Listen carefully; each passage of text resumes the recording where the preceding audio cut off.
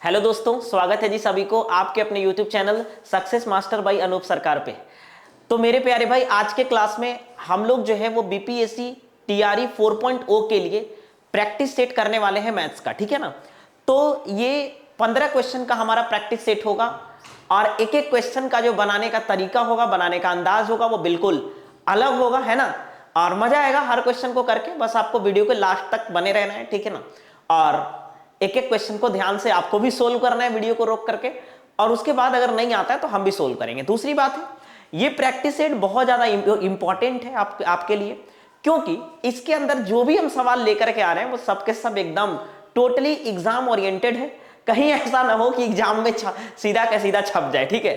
तो इस बात को ध्यान में रखते हुए एग्जाम पूरा का पूरा एग्जाम ओरिएंटेड है मेरे प्यारे भाई, और इस हिसाब से हम लोग जो है वो प्रैक्टिस सेट करने वाले हैं, ठीक है सर। चलिए शुरू करते हैं, एक एक क्वेश्चन करेंगे। सबसे पहला सवाल है मेरे भाई, क्वेश्चन नंबर 1, ठीक है। पहला क्वेश्चन कहता है कि एक घोड़ा एक खूंटे से 13 मीटर लंबी रस्सी से बंधा हुआ है। यदि रस्सी की लंबाई को 22 मीटर कर दी जाए, यानी 13 मीटर से क्या कर दिया गया मेरे भाई, 22 मीटर कर दिया गया, तो सवाल ये कह रहा है कि घोड़ा कितना अधिक क्षेत्रफल तय करेगा। घोड़ा जो है मेरे भाई वो कितना अधिक क्षेत्रफल तय करेगा ना, ये आपको बताना है, ठीक है सर। घोड़ा जो है वो कितना अधिक क्षेत्रफल तय करेगा, ये आपको बताना है क्वेश्चन नंबर 1 में, ठीक है सर। चलिए तो सवाल को समझिएगा, जिन लोग बना पाएंगे वो लोग वीडियो को रोक करके बनाइए भी, है ना। चलिए क्या कह रहा है कि यहां पर एक घोड़ा है, ठीक है, वो 13 मीटर लंबी रस्सी के से बंधा हुआ है। मान लीजिए मेरे भाई ये खूंटा है, दिस इज द खूंटा, ठीक है ना। ये खूंटा है, यहां से 13 मीटर का एक रस्सी है, 13 मीटर का मेरे प्यारे भाई ये रस्सी है, और इससे घोड़ा बंधा हुआ है। तो आप बात समझना जरा सा कि अगर 13 मीटर रस्सी से अगर घोड़ा बंधा रहेगा तो ये कैसे चलेगा। आप बोलोगे सर ये घोड़ा ऐसे चलेगा गोल गोल 13 मीटर तक। 13 मीटर तक मेरे प्यारे भाई घोड़ा जो है वो ऐसे दौड़ेगा, है ना। चरेगा, मतलब दौड़ना नहीं है, गोल गोल दौड़ेगा तो चक्कर आ जाएगा यार। चरेगा, है ना। तो इस तरह से घोड़ा चलेगा। लेकिन कह रहा है कि अगर 22 मीटर, रस्सी को अगर 22 मीटर कर दिया जाए, रस्सी को कितना कर दिया मेरे भाई, 22 मीटर। दिस इज द रस्सी ऑफ 22 मीटर, ठीक है। ये 22 मीटर का रस्सी है। अब 22 मीटर का रस्सी है तो ये कुछ इस तरह से अब घोड़ा चलेगा, है ना। घोड़ा जो है मेरे भाई वो अब कुछ इस तरह से चलेगा, है ना। सवाल हमसे ये बोला है कि अब जो है वो कितना अधिक क्षेत्रफल चर लेगा। अब जो है मेरे प्यारे भाई कितना अधिक क्षेत्रफल चर लेगा, तो आप बोलोगे सर अब इतना ज्यादा कर लेगा, है ना। अब इतना ज्यादा चर लेगा मेरे भाई, इतना जो है इस तरह से गोल गोल ज्यादा जो है वो चर लेगा। बात सही है, बोले हाँ। तो हमें इसी लाल वाला का क्षेत्रफल पता करना है, इसका मेरे भाई क्षेत्रफल पता करना है। आपको पता है कि वृत्त का क्षेत्रफल क्या होता है। अगर हम बड़े वृत्त के क्षेत्रफल में से छोटका वृत्त के क्षेत्रफल को घटा दें तो सीधा सा बात है आपका ये निकल जाएगा, बिल्कुल। तो हम ये कह रहे हैं मेरे प्यारे भाई कि pi capital R square minus pi छोटका आर स्क्वायर हो गया। अच्छा मेरे दोस्त, अगर हम यहां से पाई को कॉमन ले लेते हैं तो अंदर बचेगा बड़ा आर स्क्वायर माइनस छोटा आर स्क्वायर। मेरे भाई बड़ा आर स्क्वायर कितना है, यानी 22, तो 22 का स्क्वायर 484, बिल्कुल ठीक है। तो ये हो गया मेरे दोस्त 484 माइनस, अगर ये 13 है तो 13 का स्क्वायर 169, है ना। तो 169 अगर हम यहां से घटा दें तो ये कितना आएगा सर, 22/7 गुने कितना होगा मेरे प्यारे भाई, तो 14 में से 9 जाएगा 5, ठीक है ना। फिर इधर 7 में से 6 जाएगा 1, ठीक है, और ये कितना हो जाएगा 3, है ना। चलिए तो ये 7 से कटना चाहिए, 7 चौ 28 और 7 पचे 35, ठीक है ना। तो ये हो जाएगा 22 गुने 45, नहीं तो 22 पचे कितना हो जाएगा 110, 22 पचे कितना हो जाएगा मेरे भाई 110, यार चलता का नहीं जी। 22 पचे कितना हो जाएगा जी 110, 110, 11 बचेगा ना, 22 चौके 88 और 11 99, 88 11 99, यानी ऑप्शन बी आंसर है।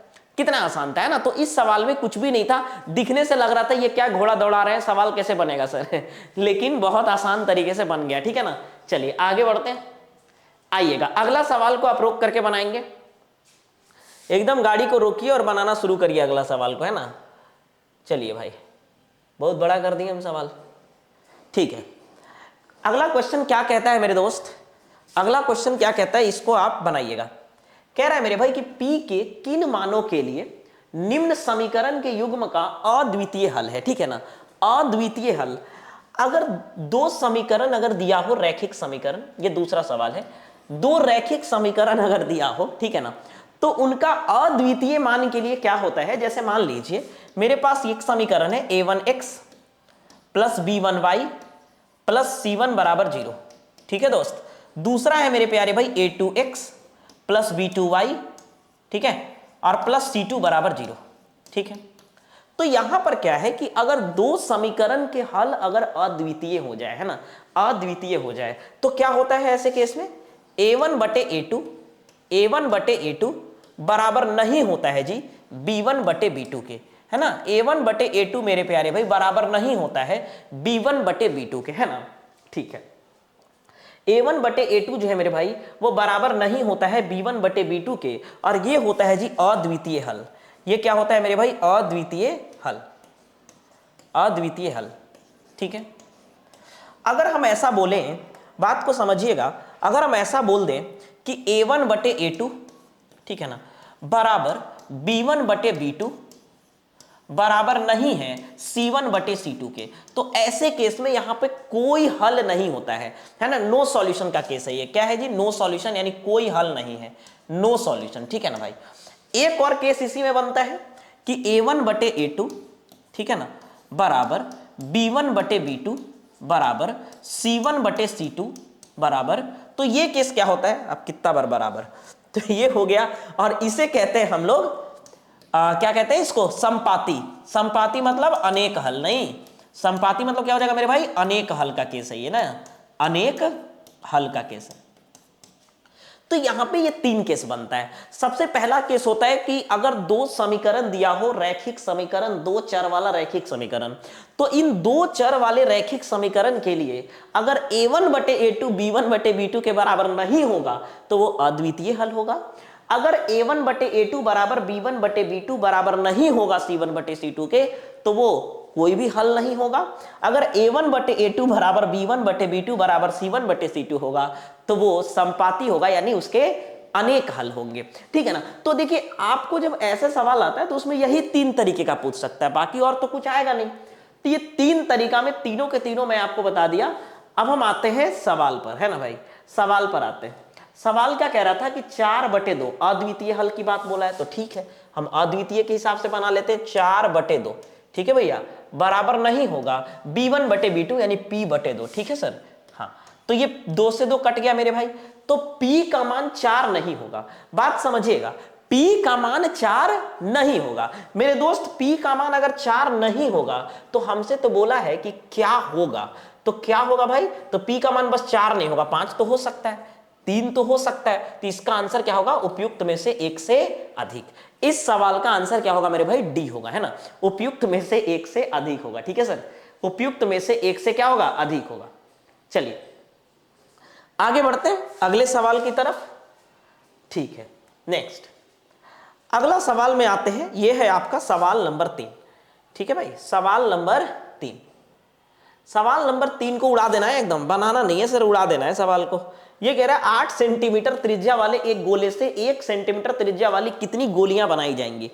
8 सेंटीमीटर त्रिज्या का एक गोला है, उससे कितनी गोली बनाया जाएगा, नहीं गोला से गोली बनाना है 8 सेंटीमीटर त्रिज्या वाले एक गोला से 1 सेंटीमीटर त्रिज्या वाले कितनी गोलियां बनाई जाएंगी। देखिएगा, तो यहां क्या कह रहा है जी कि जैसे 8 सेंटीमीटर का एक बड़ा सा गोला है, ठीक है, ये बड़ा सा क्या है मेरे भाई, गोला है, गोला नहीं, ये बड़ा सा गोला है 8 सेंटीमीटर का। ठीक, इससे छोटका छोटका 1 सेंटीमीटर का गोली बनाना है, कितने ऐसी बनाई जाएंगी, तो क्या करेंगे मेरे भाई, बड़े वाले गोले का आयतन बटे क्या होगा, एक छोटका गोली का आयतन, बड़े वाले गोले का आयतन बटे क्या होगा, एक छोटका गोली का आयतन, तो पता चल जाएगा कि उसमें कितने गोलियां बनाई जाएंगी, सीधा सा बात है।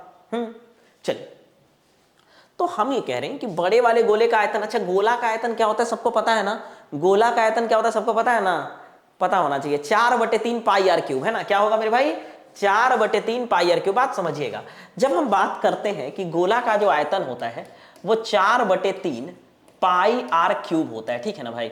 तो आप बात को समझना, यहां पर ये 4/3 कांस्टेंट है, पाई भी कांस्टेंट है, तो हमें इससे कोई लेना देना ही नहीं है, हमें बस इससे लेना देना है कि किसी भी गोले का जो आयतन होगा वो त्रिज्या के क्यूब पर निर्भर करेगा। किस पे निर्भर करेगा मेरे भाई, त्रिज्या के क्यूब पर निर्भर करेगा, है ना, त्रिज्या के घन पर निर्भर करेगा, निर्भर करेगा ऑन घन। ठीक है तो ये क्या हो जाएगा, घन पे निर्भर करेगा तो घन बस कर लेते हैं। तो बड़े वाले के लिए 8 गुने 8 गुने 8, ठीक है मेरे दोस्त। और छोटका के लिए क्या हो जाएगा 1 गुने 1 गुने 1, ठीक है ना। तो ये कितना हो जाएगा 512, ऑप्शन ए आंसर है। तो ये कौन सा सवाल था, शायद तीसरा था, पता नहीं भूल गए हम कौन सा सवाल था, तीसरा ही होगा, हाँ ये दूसरा था, ये तीसरा है। तो तीसरा नंबर सवाल का जो आंसर है मेरे भाई वो कितना होगा, ऑप्शन ए होगा, ठीक है सर। ऑप्शन क्या होगा मेरे भाई, ए होगा, ठीक है। चलिए आगे बढ़ते हैं, अगले सवाल को उड़ाते हैं अब। क्वेश्चन नंबर 4 है ना, क्वेश्चन नंबर क्या है जी, 4 है। क्वेश्चन नंबर 4 बनाइएगा। क्वेश्चन नंबर 4 को आप बनाएंगे, क्या होगा इस सवाल का सही आंसर, सही बताना है, ठीक है। क्वेश्चन नंबर 4 का सही आंसर क्या है। 4 में कह रहा है मेरे भाई, 4 में कह रहा है मेरे दोस्त, क्या कह रहा है दोस्त, ये कह रहा है अमित ने 60 कुछ हो गया जी,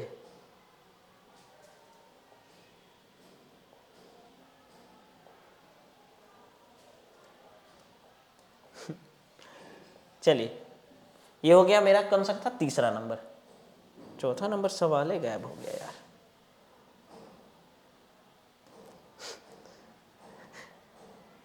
कैसे आएगा, अंडों से नहीं आ रहा है।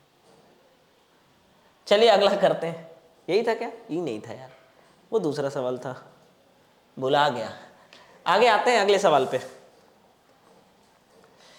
ये कह रहे हैं ए अकेले किसी काम को 25 दिन में कर सकते हैं, बी अकेले उस काम को 20 दिन में करते हैं, खोजते हैं उसको, देखते हैं।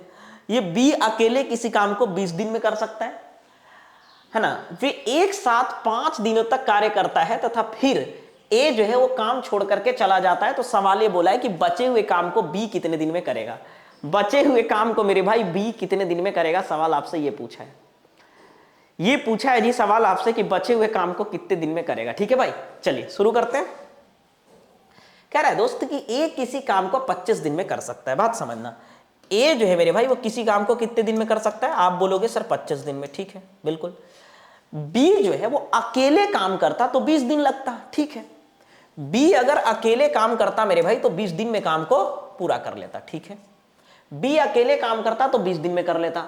वे एक साथ 5 दिनों तक कार्य करते हैं और फिर ए जो है वो काम छोड़ के चला जाता है। वे एक साथ मेरे भाई एक साथ 5 दिनों तक कार्य करते हैं, एक साथ 5 दिनों तक, बात समझिएगा। जैसे 25 और 20 है तो टोटल काम को मेरे भाई हम 100 मान लेते हैं। अगर ए जो है वो 25 दिन में करता है तो एक दिन में 4 आम खाएगा, बी जो है वो 20 दिन में खाता है तो एक दिन में 5 आम खाएगा, बिल्कुल सही है। अच्छा सवाल ये कह रहा है कि वे एक साथ 5 दिनों तक काम करते हैं। एक साथ अगर 5 दिन तक काम कर रहा है मेरे भाई, एक साथ मेरे दोस्त अगर 5 दिन तक काम करेगा, एक साथ मेरे भाई 5 दिन तक काम करेगा, तो आप बोलोगे कि सर अगर एक दिन अगर काम करेगा एक साथ तो 9 आम खाएगा, 5 और 9 है ना, और 5 दिन तक करेगा तो 45 काम तो ऐसे ही निपट गया। 45 काम तो मेरे भाई क्या होगा, निपट गया, खत्म हो गया, ठीक है ना। शेष कितना बचा, तो आप बोलोगे सर 100 काम में से अगर आप 45 हटा रहे हो तो यानी आपका 55 काम और बचा है। 55 क्या हुआ है मेरे भाई, और बचा है, ठीक है। इस 55 काम को बी से कराना है, कह रहा है ना, फिर ए काम को छोड़ के चला जाता है। बचे हुए काम को बी कितने दिन में करेगा, यानी बचा हुआ कितना है 55, इस 55 काम को बी से कराना है। मेरे प्यारे भाई 55 काम जब बी करेगा, बी एक दिन में 5 आम खा रहा है, अगर 55 आम टोटल है खाने के लिए तो कितने दिन लगाओगे भाई, तो बोलोगे सर 5 से भाग दे दीजिए, 11 दिन लगेगा, ठीक है ना, 11 दिन लगेगा, ठीक है ना। तो 11 दिन जो है वो इसका सही आंसर है, ऑप्शन बी, ठीक है ना। ऑप्शन बी जो है मेरे भाई वो सही आंसर है, 11 दिन, ठीक है। आगे बढ़ेंगे नेक्स्ट सवाल पे, ठीक है। ये आ गया आपका एक्सपोनेंट का सवाल, ठीक है भाई, एक्सपोनेंट का सवाल आ गया, ठीक है, बनाइएगा। कह रहा है दोस्त कि 4/7 का पावर x गुने 7/4 का पावर 2 बराबर 4/7 का पावर 4, है ना। देखिए ऐसे सवालों में क्या करना है कि सबसे पहले आपको आधार यानी बेस को सेम करना है। जब बेस ही सेम नहीं रहेगा तो फिर हम सवाल को घातांक यानी एक्सपोनेंट के क्वेश्चन को कैसे कर पाएंगे। तो हमारा मेन सबसे पहले मुद्दा होगा कि हम आधार को बेस को सेम कर लें, ठीक है भाई, आधार को क्या कर ले दोस्त, सेम कर ले। अच्छा, सेम करने के लिए क्या करना पड़ेगा? आप बोलोगे सर सब तो ठीक है, ये 4/7 है, यहां भी 4/7 है, इसको खाली बदल दीजिए, ये 7/4 है ना, तो ये गड़बड़ लग रहा है, इसको 4/7 करना पड़ेगा। तो बात समझना मेरे दोस्त, a/b का पावर m है, a/b का पावर क्या है मेरे भाई? m है। अगर आप इसको उलटना चाहते हो, यानी अगर आप इसको a/b को b/a करना चाहते हो, मतलब इफ यू उलटना चाहते हो, ठीक है ना, तो ये हो जाएगा b/a, और एम को क्या कर लेंगे? माइनस का एम, यानी पावर क्या हो जाएगा? नेगेटिव।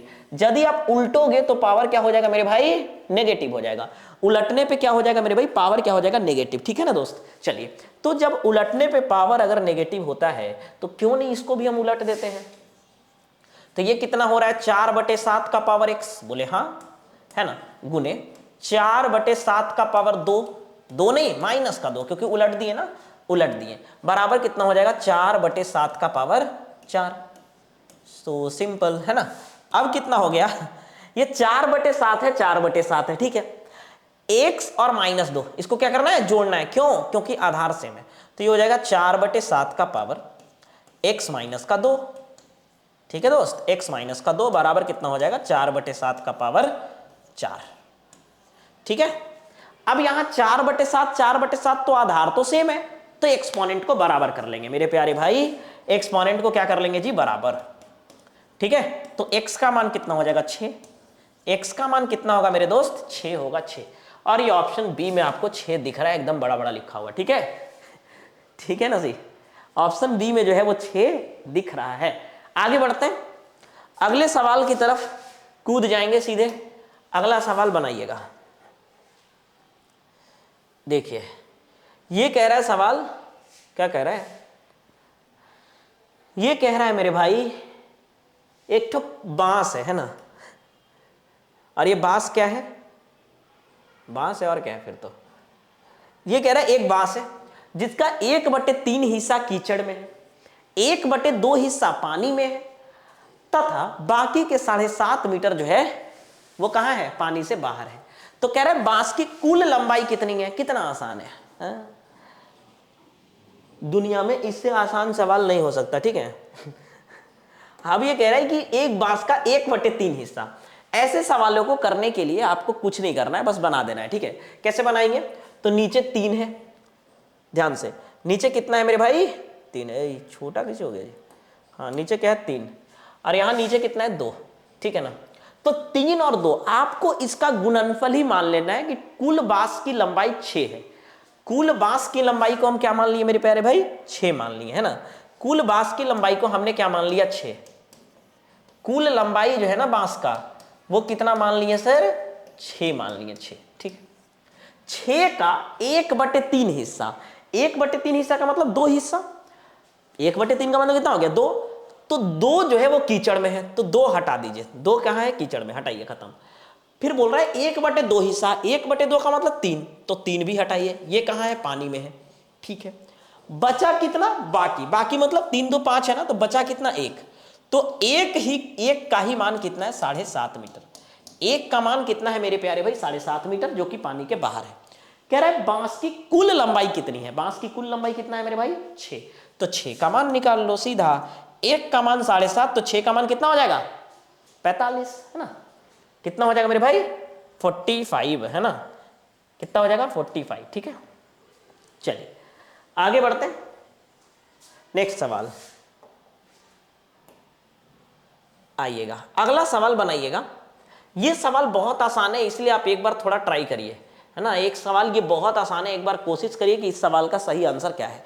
बस इसमें कुछ नहीं करना है, आपको ये बताना है कि कौन सा भिन्न छोटा है, कौन सा बड़ा है ना। कौन सा भिन्न छोटा है और कौन सा बड़ा है, ये बताना है, ठीक है। कौन सा भिन्न छोटा है, कौन सा बड़ा है।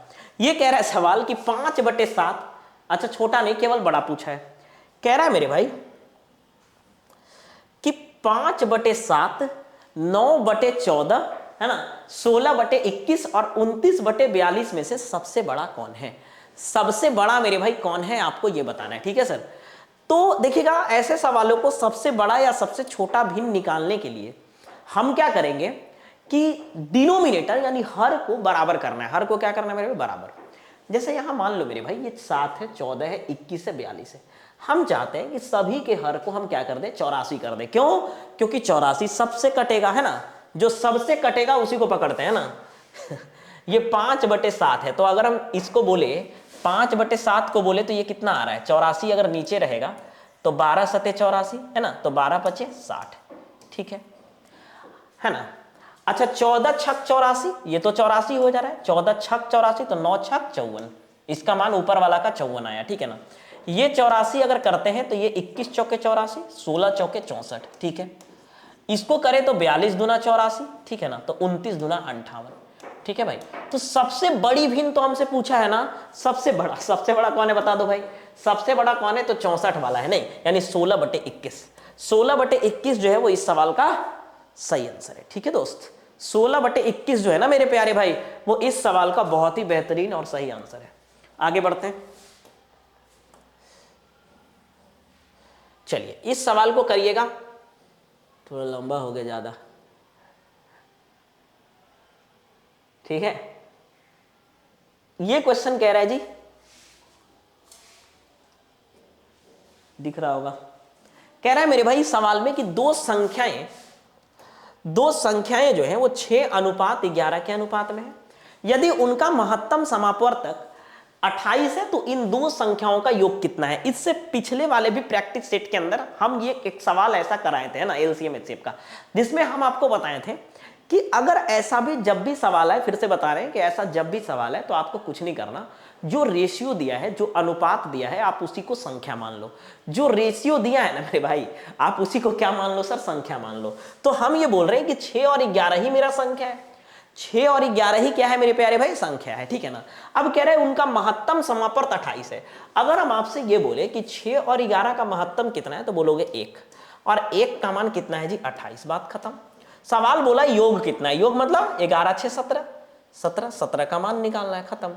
तो 17 8 136, है ना, 13 बचेगा, 17 दूना 34 और 13 कितना हो जाएगा, 47, यानी कितना हो जाएगा मेरे भाई, ऑप्शन ए। आप बताइए, है जान परान सवाल में? कोई जान परान नहीं है, जैसे मोड़ेंगे वैसे मुड़ जाएगा, है ना। आगे बढ़ते हैं अगले सवाल की तरफ।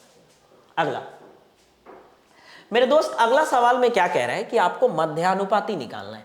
मध्यानुपाती निकालने के लिए दी गई संख्याओं का गुणनफल करेंगे, मध्यानुपाती निकालने के लिए दी गई संख्याओं का गुणनफल करेंगे और उसका रूट निकाल लेंगे। क्या निकाल लेंगे भाई, रूट, है ना, स्क्वायर रूट निकाल लेंगे, ठीक है। तो कुछ नहीं करना, इसको गुणनफल कर देते हैं, तो ये कितना हो जाएगा भाई, a गुने a/b², है ना, और इसका क्या निकालेंगे, रूट लेंगे, ठीक है ना। तो ये कितना हो जाएगा, a²/b², और इसका क्या लेना है, रूट, तो ये हो जाएगा मेरे भाई a/b, a/ क्या हो जाएगा, b हो जाएगा, खत्म, खेला खत्म, ठीक है। आगे बढ़ते हैं अगले सवाल पर, ठीक है जी। नेक्स्ट, सारा का सारा क्वेश्चन मेरे दोस्त सब के सब एकदम एग्जाम ओरिएंटेड है, सब के सब मेरे भाई कैसा है जी, एग्जाम ओरिएंटेड है, ठीक है। चलिए ये सवाल बनाइएगा। इसमें कहता है कि कमला और सुषमा दो लोग हैं, उनके वर्तमान आयु का अनुपात 4:5 है। 5 साल के बाद उनकी आयु का अनुपात 8:9 होगा। कमला की वर्तमान आयु कितनी है, कमला की वर्तमान आयु कितनी है, ठीक है भाई, ये आपको बताना है। कमला की वर्तमान आयु कितनी है ये आपको बताना है, ठीक है सर। बहुत ही आसान है, बहुत ही क्या है, आसान है। कह रहा है कि कमला और सुषमा दो लोग हैं, एक कमला है एक सुषमा है, ठीक है। उसकी आयु का अनुपात जो है वो 4:5 है। कमला और सुषमा की आयु का अनुपात कितना है मेरे दोस्त, 4:5 है। 5 साल के बाद उनकी आयु का अनुपात 8:9 हो जाता है। ये कब होता है मेरे भाई, 5 साल बाद, 5 साल बाद, 5 साल बाद जो है वो उनका आयु का रेशियो कितना होता है, 8:9। अच्छा एक बात आप बताना, जैसे आप अगर 5 साल बढ़ोगे तो हम भी तो बढ़ेंगे, कि हम ऐसे ही रहेंगे छोटे को, ऐसा तो नहीं होगा। तो अगर हम 5 साल बढ़ेंगे तो आप भी बढ़ोगे, या आप 5 साल बढ़ोगे तो हम भी बढ़ेंगे। तो कहने का मतलब यह है कि अगर कमला 5 साल बढ़ी है तो मेरे भाई सुषमा भी तो 5 साल बढ़ेगी, ऐसा थोड़ी नहीं सुषमा 10 साल बढ़ जाएगी, तो गड़बड़ हो जाएगा। तो कहने का मतलब यह है कि इसमें जितना का अंतर होगा उसमें इतना ही का अंतर होगा, क्योंकि अगर ये 5 बढ़ा है तो वो भी 5 बढ़ना चाहिए। अच्छा तो ये 4 से कितना हो गया, 8, यानी 4 बढ़ा है ना, 4 बढ़ा, और ये 4 से 5 से कितना हो गया 8 9, यानी ये भी 4 बढ़ा, तब ठीक है। अंतर क्या है मेरे भाई, बराबर है, ठीक है ना, अंतर क्या है, बराबर है, क्योंकि दोनों बराबर बराबर बढ़ा है। अच्छा, 4 का मान सवाल में कितना दिया है, 5 साल। 4 का मान सवाल में कितना दिया, 5 साल। क्यों? क्योंकि अनुपात में 4 बढ़ा लेकिन साल में 5 बढ़ा, तो 4 का मान कितना है मेरे भाई, 5 साल, है ना। 4 का मान 5 साल है। सवाल में बोला है कमला की वर्तमान आयु पूछा है यार, बहुत सिंपल, कमला का वर्तमान आयु 4 ही तो है, तो 4 का मान 5 साल, खत्म। बी, बहुत आसान था, है ना। तो आपके एग्जाम में ऐसे ही सवाल पूछे जा रहे हैं, आपके एग्जाम में तो इससे भी आसान सवाल पूछा जा रहा है भाई, लेकिन फिर भी अगर हम ऐसा भी करें तो हमारा एक रिदम बना रहेगा और हमारा एक हाथ प्रैक्टिस में रहेगा, तो हम सवाल को जब हम यहाँ पे थोड़ा सा ऊपर करेंगे ना, तो एग्जाम के सवाल हमें बहुत आसान लगेंगे, है ना, और फिर आप एग्जाम के सवाल को उड़ा के आएंगे, ठीक है। आगे बढ़ते हैं अगले सवाल पर। चलिए, ये द्विघात समीकरण के एक कॉन्सेप्ट से सवाल है भाई, द्विघात समीकरण, क्वाड्रेटिक इक्वेशन, ठीक है, क्वाड्रेटिक इक्वेशन का सवाल है। ये कह रहा है कि यदि द्विघात समीकरण 2x² प्लस px प्लस 8 बराबर 0 के मूल वास्तविक हैं, अगर किसी भी द्विघात समीकरण क्वाड्रेटिक इक्वेशन के रूट्स यानी मूल अगर वास्तविक यानी रियल हो, तो ऐसे केस में उसके लिए कंडीशन होता है मेरे भाई। कंडीशन क्या होता है दोस्त, जैसे ये क्या है, ax² plus bx plus c बराबर 0 के रूप में होता है ये, ठीक है ना। ax² plus bx plus c बराबर 0 के फॉर्म का होता है ये। अगर हम ये कह रहे हैं कि इसका सॉल्यूशन अगर रियल होगा तो b² minus 4ac greater equal to 0 होगा, ये आपको याद रखना है। ये क्या होता है कि 2 रियल रूट्स होंगे इसमें, ठीक है ना। अच्छा, जब केवल ग्रेटर लगाएंगे तो 2 अलग अलग रियल रूट्स होगा, और इक्वल टू लगा देंगे तो 2 एक जैसा रियल रूट होगा, है ना, एक जैसा रियल रूट होगा, बात समझना। b² की जगह पे क्या लिखेंगे मेरे भाई, p², ठीक है, माइनस 4 इंटू a का मतलब 2, है ना, और c का मतलब मेरे भाई 8, है ना सर, और ये कितना होगा, ग्रेटर इक्वल टू 0। तो यहां से सोल्व करेंगे मेरे प्यारे भाई, तो 4 दूना 8 हटे 64, ये 64 उधर जाएगा ना, तो ये कितना हो जाएगा 64, ऐसे, ठीक है। तो p का मान जो होगा ना वो ग्रेटर इक्वल टू कितना होगा मेरे भाई, 8 होगा। p का मान ग्रेटर इक्वल टू 8 और ऑप्शन ए आंसर है। p का मान मेरे भाई ग्रेटर इक्वल टू 8 होगा और ये क्या हो जाएगा जी, ऑप्शन ए आंसर है ना। चलिए, तो ये भी बहुत आसान सा सवाल था क्वाड्रेटिक इक्वेशन का, है ना। आगे बढ़ते हैं अगले सवाल की तरफ। ये सवाल का हम जो तरीका बताने वाले हैं ना वो दमदार है, दुनिया में इससे आसान तरीका नहीं हो सकता जो हम तरीका आपको बताने वाले हैं, ठीक है भाई, ये बहुत ही खतरनाक तरीका होगा, ठीक है। इस सवाल को आप मुश्किल से 2 सेकंड 5 सेकंड में कर सकते हो, कुछ भी नहीं करना है। ऐसे सवालों में आपको क्या करना है कि 10 वस्तुओं का विक्रय मूल्य 13 वस्तुओं के क्रय मूल्य के बराबर है, तो लाभ प्रतिशत कितना है। 10 वस्तुओं का विक्रय मूल्य 13 वस्तुओं के क्रय मूल्य के बराबर है, तो लाभ प्रतिशत कितना है।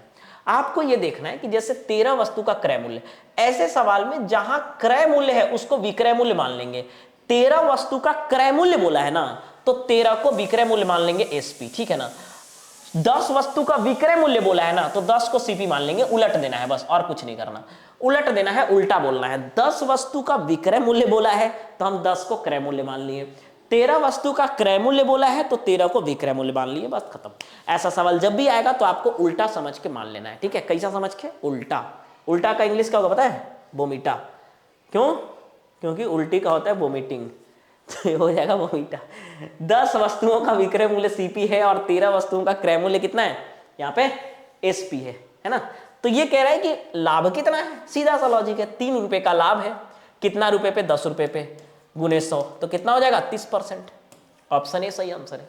क्या इस सवाल को पेन उठाने की जरूरत है, नहीं, इस सवाल में पेन अगर उठा दिए तो पाप हो जाएगा, समझने। आगे बढ़ते हैं अगला सवाल पे। कह रहा है कि 4 क्रमागत विषम संख्याओं का औसत इतना है।